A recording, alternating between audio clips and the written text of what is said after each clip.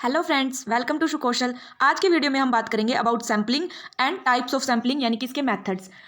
तो हमारी जो यूनिट 5 है business statistics and research method, इसका इंपॉर्टेंट टॉपिक है। काफ़ी बार क्वेश्चंस आते हैं टाइप से सैम्पलिंग के, इनको आज की वीडियो में हम कवर करेंगे। तो विदाउट एनी डिले स्टार्ट करते हैं क्लास को। सबसे पहले हम समझते हैं बेसिक्स मीनिंग, बेसिक चीज़ों के, जैसे कि सैंपल क्या होता है, पॉपुलेशन क्या होती है। अब देखो, रिसर्च के अंदर हम क्या करते हैं, हम किसी प्रॉब्लम का सॉल्यूशन फाइंड आउट करने की कोशिश करते हैं या कुछ नए फैक्ट्स जो हैं उनको जानने की कोशिश करते हैं। तो उसके लिए हमें किस चीज़ की जरूरत होती है? उसके लिए हमें जरूरत होती है डेटा की। तो अब डेटा कैसे कलेक्ट किया जाए, वो किस हेल्प से कलेक्ट किया जाए, उनमें यूज होते हैं ये कंसेप्ट सैंपल और पॉपुलेशन। अब देखो, अगर हम स्टडी करनी है, मान लो एग्जांपल के लिए हमें एक क्लास को स्टडी करना है, एक स्टूडेंट की क्लास है उसको स्टडी करना है, तो उसका उस स्टूडेंट्स का हमें इंटेलिजेंट लेवल स्टडी करना है कि वो उनका जो इंटेलिजेंट लेवल है वो कितना है। तो एक तो हम पूरी क्लास के सारे बच्चों को एक एक बच्चे का इंटेलिजेंट लेवल चेक करें, फिर बताएं कि ऑल ओवर जो क्लास है उसका इंटेलिजेंट लेवल कितना है।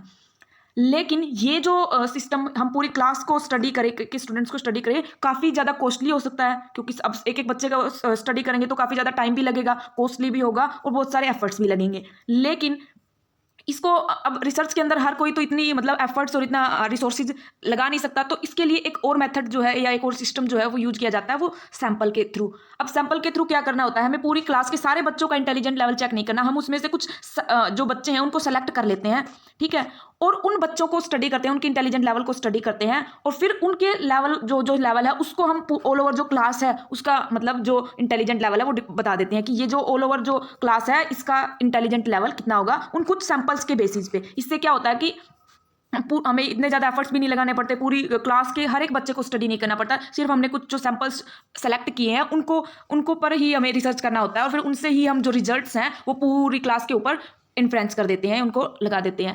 अब ये जो पूरी क्लास थी, इसको तो बोला जाता है रिसर्च की टर्म में पॉपुलेशन, यानी कि जो पूरी क्लास है वो पॉपुलेशन है। उसमें से हमने जो बच्चे सेलेक्ट किए जिन पर हम स्टडी कर रहे हैं उसको बोला जाता है सैंपल। ठीक है, आई होप कि आपको इनका मीनिंग समझ आ गया होगा। सैंपल यानी कि जो भी पूरी पॉपुलेशन है उसमें से हम जो यूनिट जिस सेलेक्ट करते हैं, जो आइटम सेलेक्ट करते हैं और जिन पे हम स्टडी करते हैं हमारे रिसर्च के दौरान, वो होते हैं सैंपल। पॉपुलेशन पूरा जो लार्ज ग्रुप है जिसके से हम सैंपल निकाल के जिसके बारे में हम रिसर्च कर रहे हैं, वो जो पूरा ग्रुप है लार्ज ग्रुप, वो पॉपुलेशन। अब बात करें सैंपलिंग फ्रेम के, तो हमने पूरी क्लास में से कोई बच्चे जो हैं वो सेलेक्ट करें। वो कैसे करें, कितने बच्चे हमें सेलेक्ट करने चाहिए, कितनी बड़ी क्लास के अकॉर्डिंग, वो जो सारी चीज़ें डिसाइड करनी होती है वो होती है सैम्पलिंग फ्रेम के अंदर। यहाँ पर हम सारी चीज़ें बताते हैं कि किस तरह से हम जो सैंपल है वो निकालेंगे पॉपुलेशन से, और कितना बड़ा या छोटा, कितना बड़ा साइज जो है सैंपल का वो क्या होगा, ये सारी चीज़ें किन मेथड्स का यूज करेंगे, ये सारी चीज़ें होती हैं सैम्पलिंग फ्रेम के अंदर। बात करें टारगेट पॉपुलेशन की, तो टारगेट पॉपुलेशन यानी कि जिस पॉपुलेशन को हम स्टडी कर रहे हैं, जिसके ऊपर हम रिसर्च करें, जिसके रिजल्ट जो है वो हम निकालने के लिए पूरे जो रिसर्च कर रहे हैं, जो सैंपल ले रहे हैं, वो पॉपुलेशन जो है वो होती है टारगेट पॉपुलेशन। ठीक है, अब सैंपलिंग की बात करें तो सैंपलिंग यानी कि जो पॉपुलेशन है उसमें से सैंपल निकालने की जो प्रोसेस है उसको सैंपलिंग बोलते हैं। अब बात करें एडवांटेजेस की कि क्या एडवांटेज है सैंपलिंग, जो मेथड हम सैंपल यूज करते हैं इसकी। तो इकोनॉमिकल है, ये सस्ता पड़ता है। पूरी पॉपुलेशन को स्टडी करना फिजिबल नहीं होता हर किसी के लिए, तो जो कॉस्ट है वो ज़्यादा आती है। लेकिन अगर हम सैंपल मेथड का यूज़ करें तो ये हमें इकोनॉमिकल पड़ता है, सस्ता पड़ता है, इनकी स्पीडली जल्दी से हम रिजल्ट्स निकाल सकते हैं, क्योंकि टाइम जो है वो बहुत ज़्यादा लगता है। अगर हम पूरी कंप्लीट जो पॉपुलेशन है उसको स्टडी करें तो एफर्ट्स की बात करें तो वो भी इसके अंदर कम लगते हैं। अब बात करते हैं मेन टॉपिक, जो टाइप्स हैं सैंपलिंग के, किन किन वेज के थ्रू हम सैंपल कलेक्ट कर सकते हैं, उसके अलग अलग टाइप्स हैं। वो डिपेंड करते हैं कि किस टाइप की स्टडी हो रही है या क्या सिचुएशन है, किस तरह की पॉपुलेशन है, उन चीज़ों पे डिपेंड करती है कितनी हमें कितनी एक्यूरेसी चाहिए है सब हमारी जो रिजल्ट्स हैं उनके अंदर, या कितने हमारे पास रिसोर्सेज हैं। तो इन सारी चीज़ों के बेस पे अलग अलग टाइप्स की सैंपलिंग मेथड है कि किस तरह से हम सैंपल पॉपुलेशन में से लेते हैं। तो जो मेन जो टाइप्स हैं वो होते हैं टू, प्रोबेबिलिटी सैंपलिंग और non probability sampling. Probability sampling के फर्दर अलग अलग टाइप्स हैं, जैसे सिंपल रैंडम सैंपलिंग है, सिस्टेमैटिक सैंपलिंग है, स्ट्रेटिफाइड सैंपलिंग है, क्लस्टर सैंपलिंग है, मल्टी स्टेज सैंपलिंग है और एरिया सैंपलिंग है। बात करें नॉन प्रोबेबिलिटी सैंपलिंग की, तो इसमें अलग अलग टाइप्स है, जैसे क्योटा सैंपलिंग है, जजमेंट सैंपलिंग है, कन्वीनियंस सैंपलिंग है, स्नोबॉल सैंपलिंग है और वॉलंटरी रिस्पॉन्स सैंपलिंग है। सबसे पहले अब बात करें मीनिंग की, क्या होता है प्रोबेबिलिटी सैंपलिंग और नॉन प्रोबेबिलिटी सैंपलिंग। तो प्रोबेबिलिटी सैंपलिंग का मतलब होता है कि हम जो पॉपुलेशन है हमारी उसमें से जो सैंपल सेलेक्ट कर रहे हैं, तो वो सैंपल इस तरह से सेलेक्ट करें कि हर एक आइटम जो है पॉपुलेशन का उसकी इक्वल पॉसिबिलिटी हो कि वो सेलेक्ट होगा। ठीक है, अब जैसे देखो, हमने क्लास में से सेलेक्ट करने थे, हमारी जो क्लास है वो उसको हमने पूरे पॉपुलेशन मान लिया था, इसमें से हमें कुछ बच्चे सैंपल के लिए सेलेक्ट करने हैं। तो वो बच्चे हम अगर प्रोबेबिलिटी सैंपलिंग के थ्रू सेलेक्ट करते तो वो इस वे से करेंगे कि हर एक बच्चे की प्रोबेबिलिटी हो, हर एक बच्चे की पॉसिबिलिटी हो कि वो हमारे सैंपल के अंदर इंक्लूड होगा। यानी कि हम कोई बायसनेस नहीं करेंगे कि भाई ये जो बच्चे हैं इनको ही सेलेक्ट करेंगे, रैंडमली करेंगे कि जो भी मतलब पूरा जो जैसे अब लॉटरी सिस्टम होता है जहाँ पे हम क्या करते हैं, सारे जो क्लास के बच्चे हैं उनका मतलब हमने चिट में नाम लिख के और एक बॉक्स में डाल दिया, और अब उस चिट में से रैंडमली हमें जितने भी सैंपल चाहिए, यानी कि जितने भी बच्चे हमें चाहिए जिनको हम स्टडी कर रहे हैं, उतनी ही जो स्लिप्स हैं, जो पर्चे हैं, वो हम निकाल लेंगे और फिर उन बच्चों को स्टडी करेंगे, और फिर उनकी बेसिस पे उनका जो रिजल्ट होगा वो हम पूरी क्लास के ऊपर इन्फ्लुएंस कर देंगे कि ये पूरी क्लास का जो इंटेलिजेंट लेवल है, जो चीज़ भी हम स्टडी कर रहे हैं वो ये है। ठीक है, तो वो जो मेथड होगा, वो जो टाइप होगा सैंपल कलेक्ट करने का, उसको बोला जाता है प्रोबेबिलिटी सैंपलिंग। लेकिन नॉन प्रोबेबिलिटी सैंपलिंग में क्या होता है कि जो रिसर्चर होता है उसकी खुद की मतलब उसकी खुद की मर्जी से वो डेलिबरेटली जो है वो सेलेक्ट करता है कुछ बच्चों को जो उसके अकॉर्डिंग उसको सही लगते हैं। जैसे अब देखो, हम मान लो कि बच्चों की परफॉर्मेंस चेक कर रहे हैं एक क्लास के, तो जो टीचर जो ये चाहेगा कि इस पर्टिकुलर क्लास की जो परफॉर्मेंस है वो अच्छी दिखनी चाहिए, तो वो क्या करेगा, सैंपल के लिए जो बच्चे इंटेलिजेंट है उनको सैंपल के अंदर इंक्लूड कर देगा। ठीक है, डेलिबरेटली खुद की अपनी मर्जी से।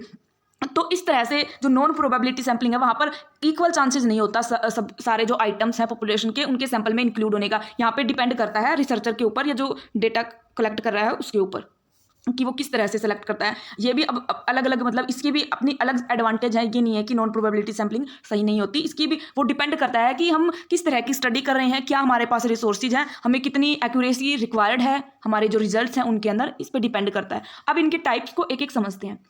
ये एक और तरह से इनका जो है वो हम डिवाइड कर सकते हैं सैम्पलिंग के अलग अलग टाइप्स को एलिमेंट के बेसिस पे। ये तो था रिप्रेजेंटेशन बेसिस जहाँ पर हमने प्रोबेबिलिटी सैम्पलिंग और नॉन प्रोबेबिलिटी सैम्पलिंग के मतलब के फॉर्म में डिवाइड किया इनको। लेकिन एलिमेंट सिलेक्शन टेक्निक के बेसिस पे भी 2 टाइप्स होते हैं सैम्पलिंग के, अनरिस्ट्रिक्टेड सैम्पलिंग और रिस्ट्रिक्टेड सैम्पलिंग। अब अनरिस्ट्रिक्टेड और रिस्ट्रिक्टेड क्या होते हैं? अनरिस्ट्रिक्टेड का मतलब है कि हम कोई रिस्ट्रिक्शंस नहीं लगाएंगे, हम जो अभी पॉपुलेशन है हमारी उसमें से हम कोई भी आइटम सेलेक्ट कर सकते हैं, कोई रिस्ट्रिक्शंस नहीं है कि इस पर्टिकुलर एरिया वाले जो ही चीज़ें सेलेक्ट की जाएंगी या इस एरिया वाले, कोई भी सैंपल कहीं से भी सेलेक्ट हो सकता है, कोई रिस्ट्रिक्शंस नहीं होगी। जिसके अंदर आती है सिंपल रैंडम सैम्पलिंग और हैप्पैजार्ड और कन्वीनियंट सैम्पलिंग। ठीक है, ये नॉन प्रोबेबिलिटी के टाइप्स हैं और ये प्रोबेबिलिटी के टाइप हैं अनरिस्ट्रिक्टेड के अंदर। बात करें रिस्ट्रिक्टेड की, तो रिस्ट्रिक्टेड में क्या होता है कि हम एक रिस्ट्रिक्शंस लगा देते हैं कि इस एरिया से हम इतने सेलेक्ट करेंगे, इस एरिया से इतने सेलेक्ट करेंगे।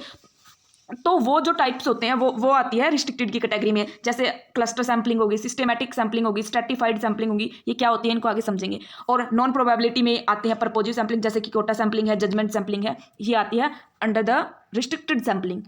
अब बात करते हैं एक एक की। सबसे पहले बात करें random sampling, simple random sampling. ये जो हमने प्रोबेबिलिटी सैम्पलिंग पढ़ी सेम वैसे ही होती है। इसके अंदर क्या होता है कि हर एक यूनिट जो है उसकी इक्वल पॉसिबिलिटी होती है कि वो सैंपल के अंदर इंक्लूड होगी। पूरी हम चिट सिस्टम यूज करते हैं, पूरी जो कंप्लीट जो पॉपुलेशन है उसमें से रैंडमली कोई भी आइटम जो है सेलेक्ट कर लेते हैं एज ए सैंपल। तो ये जो टाइप है रैंडम सैंपल टाइप, ये किस कंडीशंस में सही होती है? जहाँ पर जो पॉपुलेशन है वो स्मॉल हो, यानी कि छोटी हो। क्योंकि अगर बड़ी एरिया है जिसको हम स्टडी कर रहे हैं तो ये चीज़ जो है वो पॉसिबल नहीं हो पाएगी कि हम रैंडमली सेलेक्ट करें। तो इसलिए जो पॉपुलेशन है वो अगर स्मॉल है तो ये एप्लीकेबल होती है, ये जो टाइप है सैम्पलिंग का वो यूज किया जा सकता है। होमोजीनियस और रेडिली अवेलेबल। होमोजीनियस मीन्स कि जो पॉपुलेशन है वो सारी सिमिलर होनी चाहिए। ठीक है, तो ये जो टाइप ऑफ सैंपल है सिंपल रैंडम सैम्पलिंग, इसमें क्या होता है हर एक आइटम के इक्वल चांसेस होते हैं कि वो सेलेक्ट होगा, यानी कि इक्वल प्रोबेबिलिटी है कि आइटम जो है वो सैंपल के अंदर सेलेक्ट होगा, सारे जो आइटम्स है पॉपुलेशन के उनमें से। बात करें नेक्स्ट टाइप की तो वो है सिस्टेमैटिक सैम्पलिंग। अब सिस्टेमैटिक सैंपल में क्या होता है कि वैसे तो ये रैंडम सैम्पलिंग जैसा ही होता है, बस थोड़ा सा डिफरेंस होता है। इसके अंदर क्या करते हैं हम, जो फर्स्ट आइटम सेलेक्ट करते हैं वो तो रैंडमली करते हैं और उसके बाद हम एक इंटरवल के बेसिस पे आगे के जो सैंपल्स हैं वो सेलेक्ट करते हैं। कैसे? अब मान लो हमें 100 हमारी जो पॉपुलेशन है वो 100 नंबर्स है उसमें से, और उसमें से हमें 10 का सैंपल कलेक्ट करना है। तो इसमें हम क्या करते हैं, कोई भी फर्स्ट जो आइटम है वो रैंडमली सेलेक्ट करेंगे। जैसे हमने 6 जो आइटम है वो सेलेक्ट कर लिया। ठीक है, अब फिर इसके बाद हम क्या करेंगे, हमें 10 सेलेक्ट करने हैं आउट ऑफ 100। तो 6 के बाद हम एक इंटरवल फिक्स कर लेंगे कि हमारे जो पूरे 10% हो जाए। कैसे कि 6 के बाद फिर हम 16th सेलेक्ट करेंगे, 16 के बाद 26, 26 के बाद 36, ऐसे एक फिक्स इंटरवल के बाद सेलेक्ट करते जाएंगे सैंपल। फर्स्ट जो है वो रैंडम सेलेक्ट करेंगे। अब 6 की जगह हम 7th भी कर सकते थे, तो फिर 7th के बाद फिर 17 करेंगे, 27 करेंगे, 37, ऐसे फिर आगे फिक्स्ड इंटरवल तक जब तक वो जो पूरे 10 सैंपल है वो कलेक्ट नहीं हो जाते। इस तरह से सेलेक्ट करते हैं सिस्टेमैटिक सैम्पलिंग में। तो ये भी उस सिचुएशन में एप्लीकेबल है जहाँ पे जो पॉपुलेशन है वो होमोजीनियस हो, यानी कि सिमिलर हो लॉजिकली। बात करें नेक्स्ट टाइप की तो वो है स्ट्रेटिफाइड रैंडम सैम्पलिंग। इस टाइप ऑफ सैम्पलिंग के अंदर क्या होता है, हम जो पूरी टोटल पॉपुलेशन है उसको अलग अलग ग्रुप्स में डिवाइड कर लेते हैं और उन ग्रुप्स को बोला जाता है स्ट्रेटा। ठीक है, वो ग्रुप्स हम कैसे डिवाइड करते हैं, सिमिलर जो टाइप्स हैं, अब पूरी टोटल पॉपुलेशन है, मान लो हमारी क्लास है जो हमने पॉपुलेशन मानी थी, तो क्लास में बॉयज और गर्ल्स हैं, हमने उसको दो स्ट्रेटा में, दो ग्रुप्स में डिवाइड कर लिया, एक गर्ल्स का एक बॉयज़ का, और फिर इन ग्रुप्स में से हमने कुछ गर्ल्स को सेलेक्ट कर लिया सैंपल में, कुछ बॉयज को सेलेक्ट कर लिया, फिर टोटल हमारा जो सैंपल बन गया दोनों स्टेटा से कुछ कुछ सैंपल लेके। तो इस टाइप का, इस तरीके से अगर हम सैंपल कलेक्ट करते हैं तो वो आता है स्ट्रेटिफाइड रैंडम सैंपलिंग के अंदर। अब इसके अंदर क्या होता है, हम जो पॉपुलेशन होती है हमारी वो कैसी होनी चाहिए, वो होमोजीनियस ना होकर हेट्रोजीनियस होनी चाहिए। हेट्रोजीनियस यानी कि पॉपुलेशन सिमिलर नहीं होनी चाहिए, पूरी पॉपुलेशन की कैरेक्टरिस्टिक सिमिलर नहीं होनी चाहिए, उनमें कुछ डिफरेंसेस होने चाहिए, तभी हम उनको डिवाइड करेंगे। जैसे ज्योग्राफी के बेसिस पे डिवाइड कर सकते हैं कि भाई कोई पर्टिकुलर जो एक स्टेटा है वो किसी पर्टिकुलर डिस्ट्रिक्ट से बिलोंग करते हैं, अलग है वो किसी अलग डिस्ट्रिक्ट से बिलोंग करते हैं। तो इस तरह से ज्योग्राफी के बेस पे, एज के बेस पे, इनकम, जेंडर, अलग अलग जो डायमेंशंस हैं उनके बेसिस पे हम स्टेटा जो है वो बना सकते हैं और फिर उनमें से सैंपल कलेक्ट करेंगे। बात करें नेक्स्ट टाइप की तो वो होती है क्लस्टर सैंपलिंग। क्लस्टर सैंपलिंग के अंदर क्या होता है, इसके अंदर भी हम ऐसे ही ग्रुप्स बनाते हैं, टोटल पॉपुलेशन को ग्रुप्स के अंदर मतलब अलग अलग डिवाइड करते हैं और ग्रुप्स को इनके अंदर बोला जाता है क्लस्टर। तो अब इसके अंदर क्या डिफरेंस होता है, स्ट्रेटिफाइड से कैसे अलग होती है ये, इसके अंदर जो पॉपुलेशन है वो होमोजीनियस होती है, यानी कि सिमिलर होती है, एक जैसी पॉपुलेशन होती है। उसके अंदर जो स्ट्रेटिफाइड सैंपलिंग है वहां पर हेट्रोजीनियस पॉपुलेशन होती है, ये मेन डिफरेंस है। स्ट्रेटिफाइड में हेट्रोजीनियस पॉपुलेशन होती है और हम उनको ग्रुप्स बना बना के होमोजीनियस के ग्रुप बनाते हैं। जैसे हमने गर्ल्स के ग्रुप बनाए, बॉयज के बनाए, तो ये गर्ल्स सेम कैरेक्टरिस्टिक्स होगी, बॉयज की अलग एक जेंडर के बेसिस पे सेम होगी, तो ये फिर हमने होमोजीनियस ग्रुप बनाए, पॉपुलेशन हमारी हेट्रोजीनियस होती है। लेकिन क्लस्टर सैंपलिंग के अंदर हमारी पॉपुलेशन ही होमोजीनियस होती है, सिमिलर होती है, और फिर हम ग्रुप बनाते हैं उनके, उसमें से ग्रुप बनाते हैं, क्लस्टर्स बनाते हैं, उनको अलग अलग डिवाइड करके। और जो सैंपल लेते हैं हम, सैंपल के अंदर हम ग्रुप के कोई आइटम सेलेक्ट नहीं करते, पूरे ग्रुप को, यानी कि पूरा जो क्लस्टर है उसको ही इंक्लूड कर लेते हैं हमारे सैंपल के अंदर।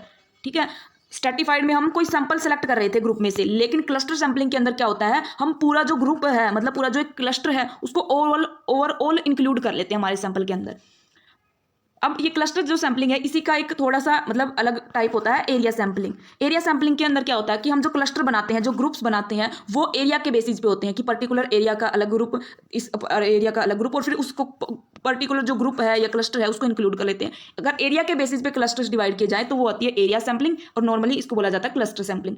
नेक्स्ट जो टाइप है वो है मल्टी स्टेज सैंपलिंग। अब इस मल्टी स्टेज सैंपलिंग में क्या होता है, हम ग्रुप्स, पॉपुलेशन को ग्रुप्स में डिवाइड करके करते जाते हैं, यानी कि काफ़ी स्टेजेस के थ्रू करते जाते हैं और फिर फाइनली जो है वो सैंपल सेलेक्ट करते हैं। जैसे मान लो हम बैंक्स की स्टडी कर रहे हैं, बैंक्स की, पब्लिक जो बैंक्स हैं उनकी परफॉर्मेंस को स्टडी करना चाहते हैं, तो हम कंट्री, पूरी जो कंट्री है उसके अंदर अलग अलग स्टेट्स के बैंक्स को सेलेक्ट करते हैं। फिर उस स्टेट के अंदर हम डिस्ट्रिक्ट्स में जाते हैं, डिस्ट्रिक्ट्स के अंदर फिर काफ़ी सारे बैंक्स होंगे, फिर डिस्ट्रिक्ट में भी हम उसको अलग अलग area wise, colony wise, sector wise जो है वो डिवाइड करते हैं, और फिर उन सेक्टर में से कोई किसी पर्टिकुलर सेक्टर के या फिर उसके आगे भी फर्दर अगर डिवीजन पॉसिबल है तो उसको डिवाइड करके अलग अलग स्टेजेस के में डिवाइड करके फिर जो अगर हम सेलेक्ट करते हैं जो ग्रुप, यानी कि फाइनली जो बिल्कुल स्मॉल जो ग्रुप बच जाए, सब ग्रुप, उसको फिर हम इंक्लूड कर लेते हैं हमारे सैंपल के अंदर। तो ऐसे अगर काफ़ी सारी स्टेजेस के बेसिस पे डिवाइड करते हैं क्लस्टर्स को या मतलब ग्रुप बनाते हैं तो वो होती है मल्टी स्टेज सैंपलिंग।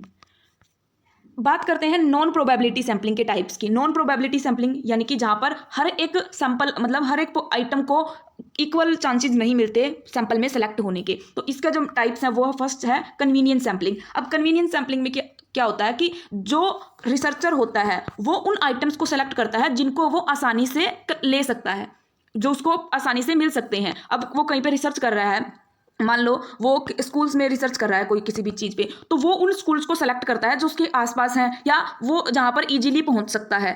तो वो अगर इस तरह से कोई स्कूल्स जो है वो सेलेक्ट करके उन पर रिसर्च करता है तो यानी कि वो अपनी कन्वीनियंस के बेसिस पे सैंपल ले रहा है कि जहाँ पर वो आसानी से पहुँच सके या जो चीज़ें उसको आसानी से मिल सके, उसके बेसिस पे वो देख रहा है कि उसको कौन सा आइटम सेलेक्ट करना है सैंपल के लिए, नहीं। तो वो जो टाइप होता है वो होता है कन्वीनियंस सैंपलिंग।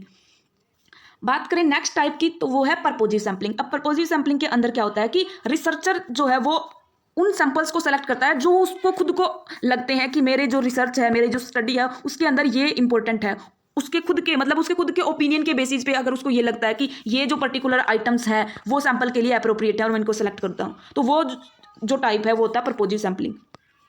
बात करें नेक्स्ट होता है क्योटा सैंपलिंग। ये सिमिलर होता है प्रोबेबिलिटी सैंपलिंग के अंदर हमने जो टाइप्स पढ़ा, स्ट्रेटिफाइड सैंपलिंग, जहाँ पर हमने गर्ल्स और बॉयज़ के अलग अलग स्ट्रेटा बनाए थे, फिर उनमें से कुछ सैंपल सेलेक्ट किए थे। ये उसकी तरह ही होता है क्योटा सैंपलिंग, जिसके अंदर जो है अलग अलग क्लस्टर स्ट्रेटा या ग्रुप्स बनाए जाते हैं और फिर उनमें से सेलेक्ट किए जाते हैं। लेकिन इसके अंदर डिफरेंस क्या होता है क्योटा सैंपलिंग और स्ट्रेटिफाइड सैंपलिंग के अंदर? स्ट्रेटिफाइड सैंपलिंग के अंदर हम रैंडमली सेलेक्ट करते हैं ठीक है, रैंडमली सिलेक्ट करते हैं आइटम्स को, लेकिन क्योटा सैम्पलिंग के अंदर हम रैंडमली सिलेक्ट नहीं करते। ये नॉन प्रोबेबिलिटी टाइप सैंपल होता है। इसके अंदर जो हर एक आइटम्स के इंक्लूड होने की प्रोबेबिलिटी जो है वो सिमिलर नहीं होती। ये डिपेंड करती है जो रिसर्चर है उसके ऊपर कि वो कैसे सेलेक्ट करता है।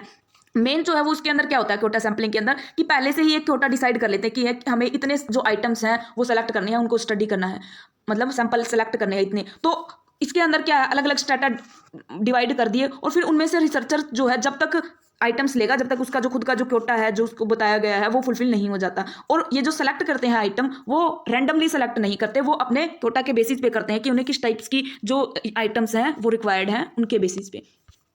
नेक्स्ट जो टाइप है वो है स्नोबॉल सैंपलिंग। अब स्नोबॉल सैंपलिंग के अंदर क्या होता है, इसके अंदर हम को ये नहीं है कि मतलब कोई भी पर्टिकुलर फिक्स कर लिए हमने ये सैंपल सेलेक्ट करनी है। इसके अंदर हम फर्स्ट जो सैंपल सेलेक्ट करते हैं, मतलब फर्स्ट सैंपल नहीं, आइटम, जो फर्स्ट आइटम जो सेलेक्ट करते हैं उस आइटम के थ्रू ही हम अगले सेकंड जो आइटम है उस पर पहुंचते हैं।